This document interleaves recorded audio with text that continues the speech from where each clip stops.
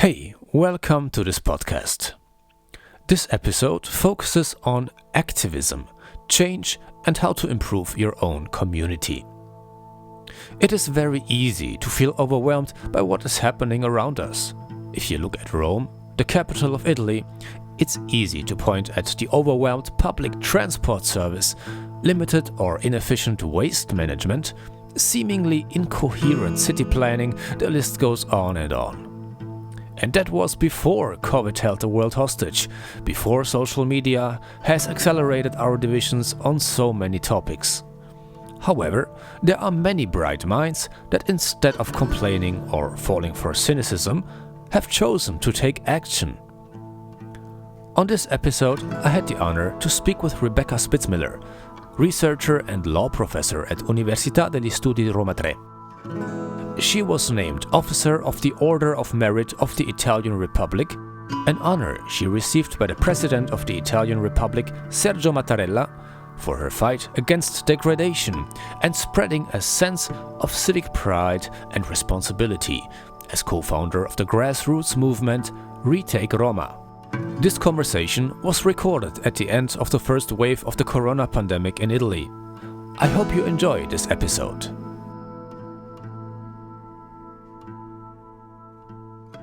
Rebecca, thank you very much for taking your time for coming on the heysal podcast. I really appreciate it. And it's my pleasure. Thank you for having me, Sal. Good to see you. I've been trying to get you on a long time, and I know you're a very busy person, so I really appreciate you taking out some time. It's my pleasure. It's a great pleasure. Thank you so much for following me along and being so patient over the last month. Absolutely. And I want to talk with you about being a community leader, and I think you have a thing or two to say about that, because you started this grassroots movement called Retake Roma. And maybe you want to briefly talk about what this exactly is and at what point the project is right now, and then I have a few questions that talk about community work. Okay, yeah, thank you. I'm a community leader. Yeah, it's a big responsibility and one that I didn't ever think that I would find myself in, but it just came really from trying to help myself out of a situation where I was not happy and I didn't want to complain, and my neighborhood was getting dirtier and more run down, and no one seemed to care, no one seemed to notice except me. So I just took action and found out that I could clean it up with there was some tags on the building, among other things, litter on the ground and so on. But I shared this success story with some friends, and these friends were really excited about it. And this was mostly, let's say, in the international or American community about 10 years ago.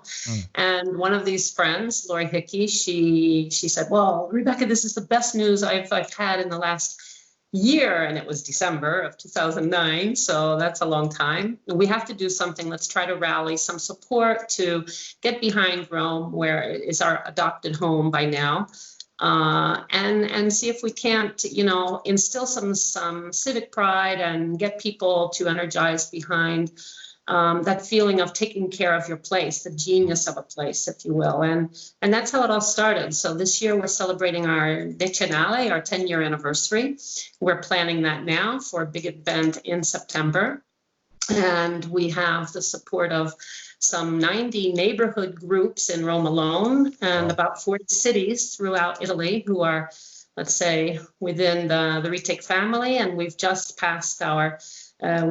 established a legal entity for Retake Italia.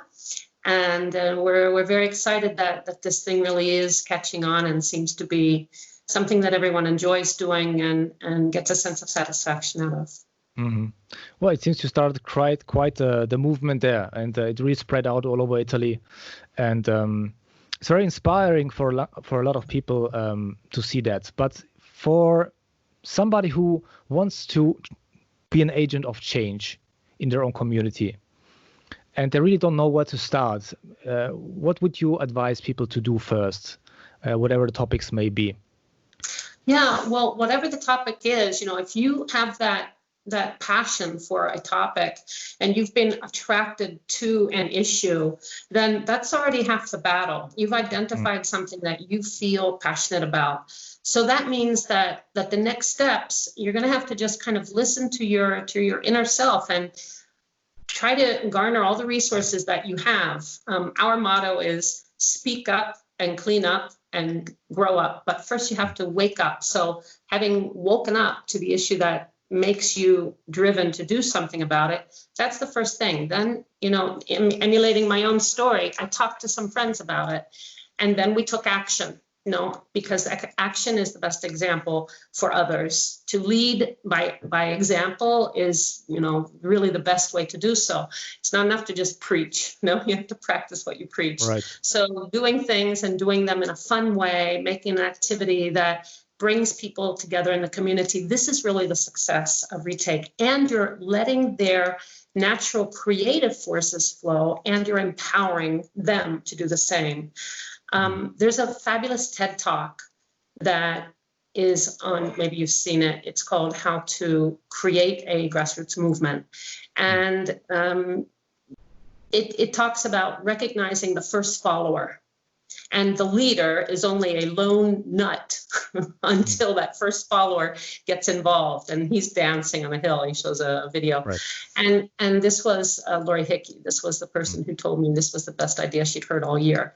And she is really, for me, she's the most important. She's a co-founder and was the most important person in this movement. So try to find one soulmate, one person who really agrees with you, because it's hard to do it alone. You do feel like a lone nut sometimes, And then together we went to City Hall. We wanted to throw an event in Villa Borghese and have a cleanup in Villa Borghese a few months down the road.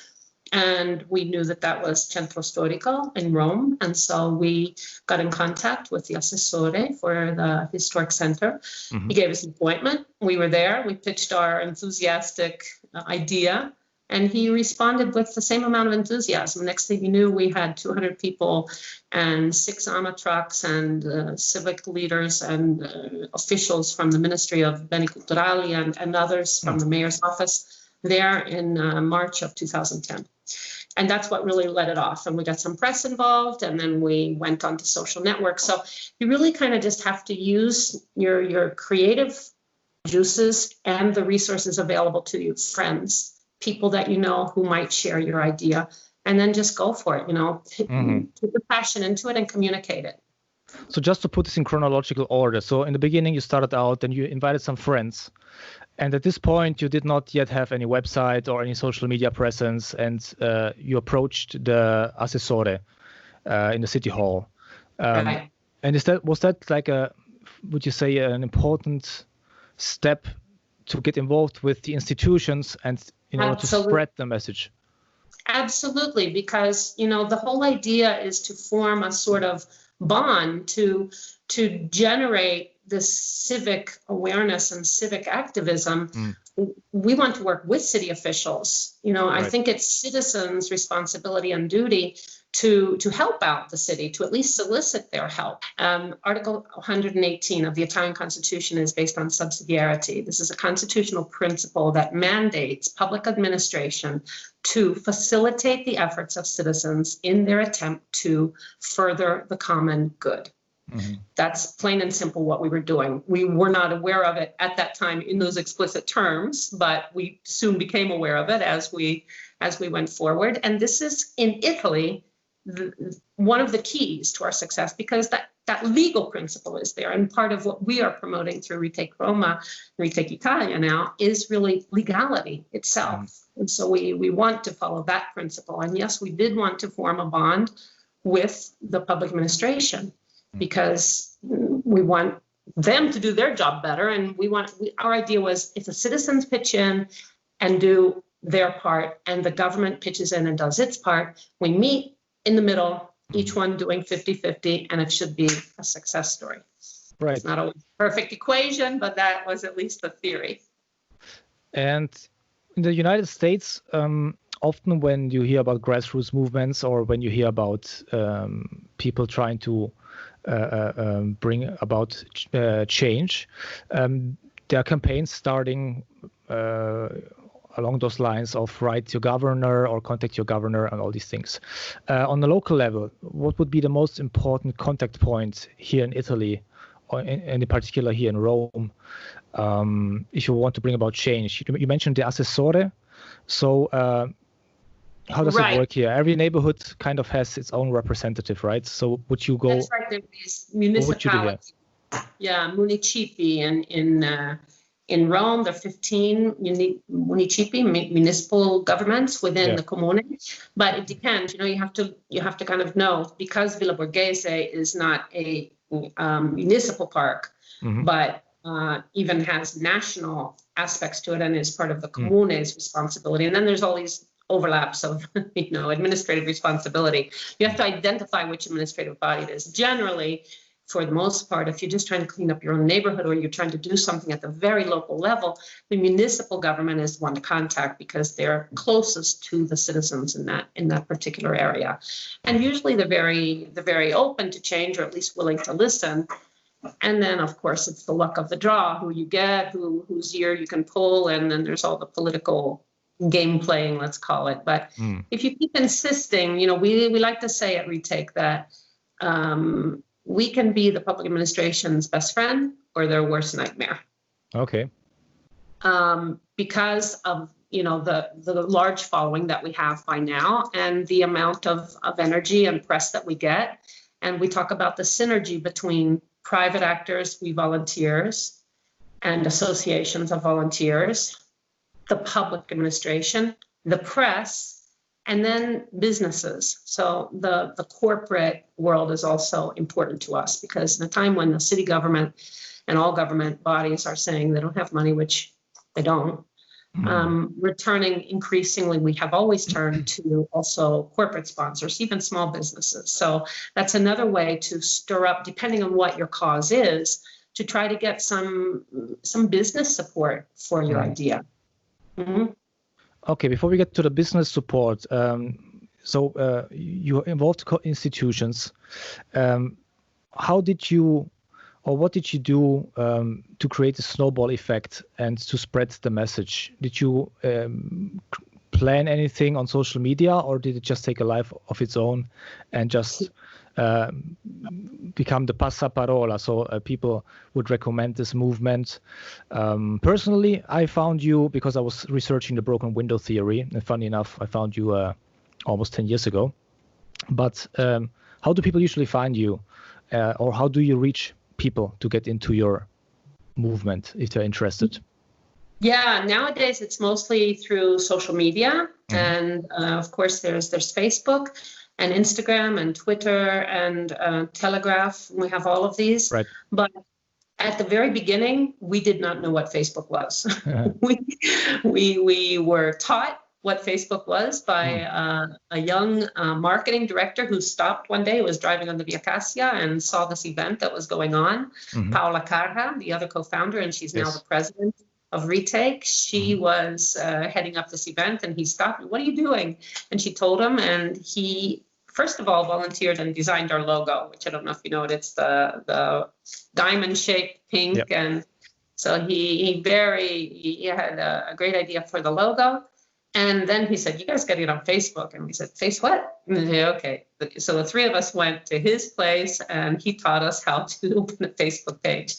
And that was the main way. Then with the opening of local neighborhood organizations, chapters, if you will, groups, that was a real moment of intense growth. Nobody knows really how the stars align, but in 2014, so some 4 years later, that summer, Antonino Battaglia, who is now our treasurer and still in the Consiglio Direttivo, he came up with the idea. He said, "Rebecca, we could form neighborhood groups here because, people living in northern Rome probably aren't going to want to go down to Aur to help clean up somebody else's neighborhood. They want to clean in their own neighborhood. So why don't we form these neighborhood groups?" And on Facebook, there are these groups. So Facebook not only gets the word out to the world at large, it serves as the structure through which we organize these spontaneous events autonomously within the groups. Each weekend, some 10 to 20 groups are being independently organized by the local retakers, local administrators, we call them admin, coordinators, if you will, for that local group, and it's very interactive. Anyone in that group can say, look, outside my house, it's a mess. Can you guys come help me? I don't know what happened. Okay, Saturday morning, and then you announce it, and things just happen that way. And it's really a way to promote engagement and to encourage people through the empowerment that it gives them, because they see the results. It's immediate. There's no red tape. There's no bureaucracy. All you have to do, the neighborhood admin then sends a notification to the municipal government that there will be this event so that they're informed, and that's it. Period. So it couldn't be simpler, really, and it's a way to create community. This is one of the most important things that Retake does, is it brings people together in a way that it really unprecedented. It's an experiment. It's a social experiment, and it's been a big success in that way. Well, it almost sounds like, or it exactly sounds like it organically grew, and you basically benefited from a networking effect. So you got somebody on board who had some experience in graphic design and social media, and as your network of people grew, everybody brought in sort of their own expertise, and therefore the horizon opened up a bit more every time somebody new brought in some new expertise. And I think it's very important that, you know, it was not top down at all. It was very much the idea, great idea, do it. You know? And that was kind of I think at first people were a little bit astounded. In my own neighborhood group, that summer of 2014, I started my neighborhood group, Trieste Africano. And I knew that I had to go away. That summer I was going to the United States in a few weeks, and I didn't want to start the group and then leave. So a guy that came to one of the events, Alessandro Calabresi, I said, Alessandro, can we meet tomorrow? He goes, well, sure, but I only have about 20 minutes. I said, that's okay. He came to my house. I gave him the key to my cantina, where all the stuff was stored. I told him what he had to do for the retakes for the next week. He goes, Rebecca, I don't even know you. It doesn't matter. It's just some cans of paint and stuff. Just do it. Okay. Just do it. Nice. Just do it. You know, not to steal Nike's slogan, but really that's it. And that sense of trust. It's a really just an open-ended kind of, you know, what's the worst that can happen? You know, you're trying to do something good. So it's a few rules. And that's it. Well, maybe my observation would be that maybe one reason why it worked so well, obviously people are passionate about it, but also it's very personal. And so people really take care of their own neighborhood and really feel it's personal if the project fails. And so I guess maybe that's the one reason why this worked without a top-down person. Right. Giving orders, you know? Right. If they have a lot at stake and they have a lot to gain. And what do they got to lose? An afternoon trying to, you know, there's no real investment. Buy a pair of gloves and, you know, nowadays face mask. And we got one of those anyway. And a few tools, very basic, simple tools. And if you don't know how to do the painting, you go to a retake and you ask one of the people that have been there, you know, how do I treat this kind of surface or that kind of surface? And how does it work? And again, speaking up, seeing that energy flowing from one place to another is a very positive thing. And, you know, it does have the blend with the online part in the organizational. And so I think for me, it's the perfect blend in modern society of how to get people organized online in the most efficient way possible. But then as soon as you hit the streets, you are there in person with people you would have never met before. Right. I really think this is one of the few examples where social media actually is used for the positive, because there are many ways in which you can use social media. But of course, organizing is one of the big aspects that would not be possible on that scale without social media.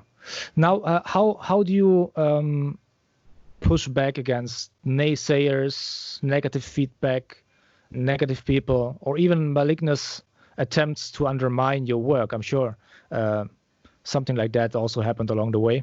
Or maybe you were lucky, maybe it did not happen, but I could imagine this is the case.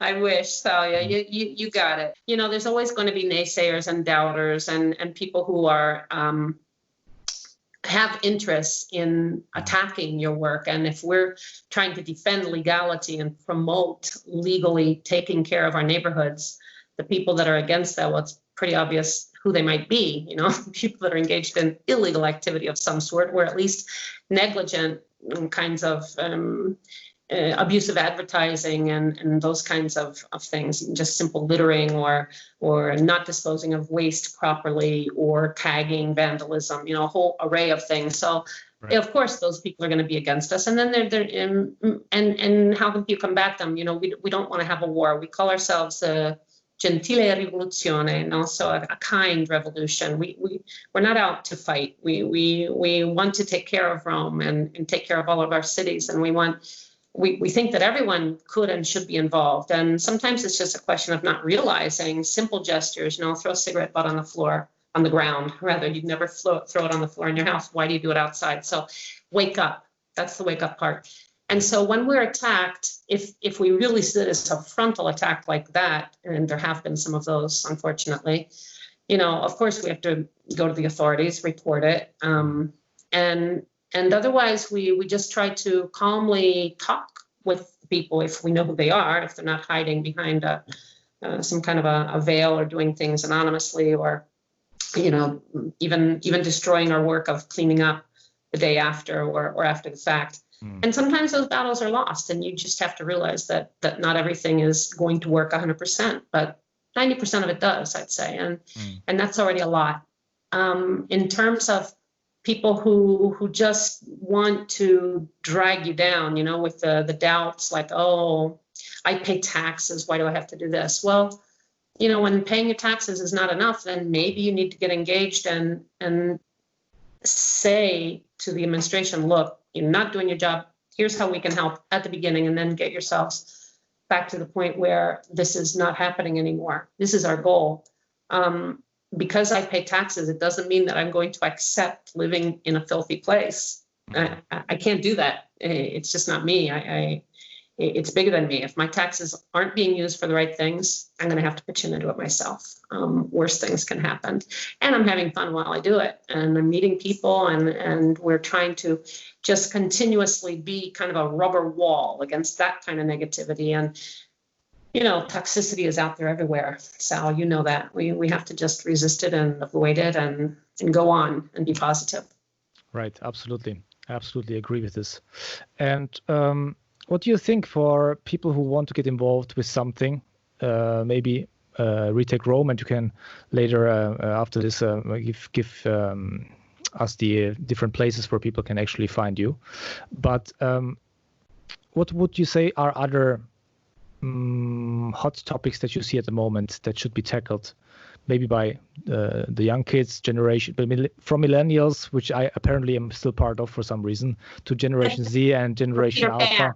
I'm on the older spectrum of the millennial thing, I suppose. But what do you think are very hot button issues at the moment, and maybe especially for Italy and the United States, because I think there are some differences. Yeah, big differences. Right now, of course, the main topic is COVID, and everything that we can do to promote the awareness and sensitivity and collectively working toward defeating this virus, which means following the rules in terms of masks and so on. So this is the number one emergency worldwide. In Italy, thank goodness we have it under control, thanks to good leadership and thanks to the people being very proactive and positively respecting each other, because that's what wearing a mask is all about, right? Mm-hmm. Trying to keep things under control. And it's a very small sacrifice to make if we look at other generations, other things that have happened throughout history, where people have had to sacrifice so much more for our freedom, for our way of life. The least we can do is to cut back on some of the social activities that we are used to doing, some of the interaction, distance ourselves socially, don't be silly, don't give in to peer pressure. And young people, above all, need to stand up and be heard and convince their peers, and older people as well, but everyone that they can, because everyone listens to young people. When you get to be my age, your voice is not quite so attractive or so on, but younger people can really make a difference in the message getting out. And so that kind of leadership is really what's needed now in terms of COVID.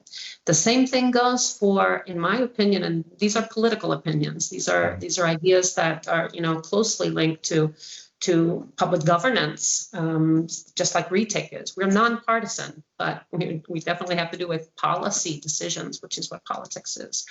And the other thing that I think is very current and important for us to realize is the idea that started in America, which is Black Lives Matter. Mm-hmm. That we have to start taking a real close look at our own actions and those of the people whom we love, and helping each other to recognizing the kinds of privilege that we've had and maybe abused and taken for granted, and make sure that we are doing our part to combat the continuation of perpetration, especially in the United States, but also here in Italy and worldwide, of white supremacy. We are very privileged, and it's because of sins of the past. And that's all there is to it. There were sins in the past, and they've never been reckoned with. They've never been, reparation has never been made. It's been a history, a shameful history in the United States of how we've dealt with that issue. Mm-hmm. And it's still going on. And in the United States, people need to really step up and recognize, and for the first time, it seems like people are doing that. We cannot lose momentum on that issue. Climate change, I can't say enough about it. Our environment with Retake, it starts right in our own neighborhood, but it's all connected. We're all part of this family on the planet Earth. So if I take care of my own neighborhood, I stop using so much plastic and consuming so much stuff that I don't need. So I'm not throwing it out all the time. And recycle a lot of great things like old gym shoes. This is one of our projects in Retake. We recycle gym shoes and we collect them and give the ones that are still wearable in good shape to people who need them. And we take the old ones, and the bottoms of them are made into particles, and they make flooring for playgrounds out of them. And so it becomes, an energetic saving activity, which is really, the green economy and the circular economy in terms of recycling this. And it makes you think, it wakes you up. Again, this empowerment has to start with an awareness, a sudden realization, why should I just throw those shoes in the garbage? Those are raw materials that can be reused. And there are so many instances like that. Then just other things besides the plan. Helping people in need. So many people today, as a result of COVID, are in real need of help. And if you can't help them financially, reach out and ask them if you can do some act of kindness for them. Random acts of kindness can really help. Does your neighbor need you to get groceries? Do the folks down the street need somebody to watch their kid for the afternoon if you know them? Just trying to create those bonds in society that maybe have been lost for some reason, for many reasons, and to restitch that together at the grassroots level. And together that can raise up and fill in the mosaic, if you will, or fill in the field of grass until we have a beautiful green lawn. Right now it's looking pretty rocky. No, I really believe that too. I believe that these big topics have to be tackled on a very big scale, but I really believe that the only way to tackle them on a big scale is by start with yourself, because it has to start somewhere. And then through networking, you scale up. So you start with your own garden, your own house, your own neighborhood, and you start connecting with other people. And that creates a network. And then that creates ultimately that scale that you need to really affect big change. So I think it's really all connected, as you said.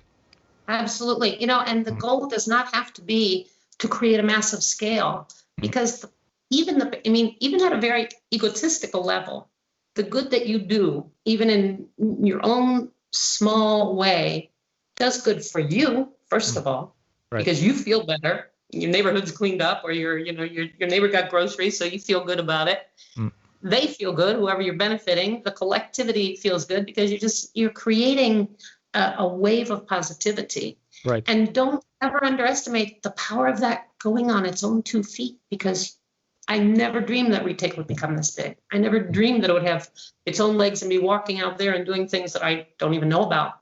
Lots of things that I don't even know about, because every one of these people is a multiplier now. Every retaker. Right. That's the beauty of it. You never know what you're going to set in motion. No, I really think you did a fantastic job with putting up this grassroots movement, and I congratulate you on that. And if somebody wants to check out things about you and your work, where would they go? Well, they should go to the Facebook page, if they have Facebook, or Instagram. On Facebook, if you're in Rome, you look at Retake Roma, or you can go to the neighborhood groups. Once you've already seen the central page for Retake Roma, then you can easily look for, you can Google gruppi di quartiere, gruppi di zona, maybe it's called, neighborhood groups. And they're according to municipalities. So in every municipality, there's at least one group. In the terzo municipio, for example, there's just one group, the whole third municipio. And then you join that local group so that it's interactive, and then you can really pitch in. There's also the web page, which is retakeroma.org, or you can look to the new page, which is about to be launched right now. It's only semi-published. It's retake.org, where we're going to combine all of the different cities that are now have a retake section throughout Italy. And those are the ways to find out about us. If you want to contact me, you can do so at rspitzmiller@retakeroma.org. That's my email. And I'm delighted always to speak with people who are interested in retake or in other, Sal, I really appreciate your launching this idea of, whatever your passion is, to go for it. And if I can serve as a mentor or somebody just to encourage you to do so and to bounce ideas off of, ideas start in your head, but then they have to be talked about and then acted on and become habits and refined. And then they turn into a movement. So if you need somebody to talk to about it, there's me and there's thousands of other retakers, literally, who are really excited to talk to people that have similar ideas. Well, it's fantastic. And thank you very much for your availability. This is exactly what the country needs, and what young people and anybody who wants to become an agent for change needs. And mentors and role models can be very important in that on that journey. So thank you very much for the availability, and thank you for coming on the podcast and taking your time here. You're very welcome. I just want to, Always I can't reiterate enough that every person has a special talent, many talents, but at least one idea and one talent that can bring that out and make it a reality. And all it takes is, the hardest part is right at the beginning, getting it started, just formulating the idea. And if you don't talk about it and bounce it off someone else, it may never take off. So I really can't stress that enough. Do it. Just do it. Just do it. Yeah. Rebecca, thank you so much. It's my great pleasure. Thanks, Sal.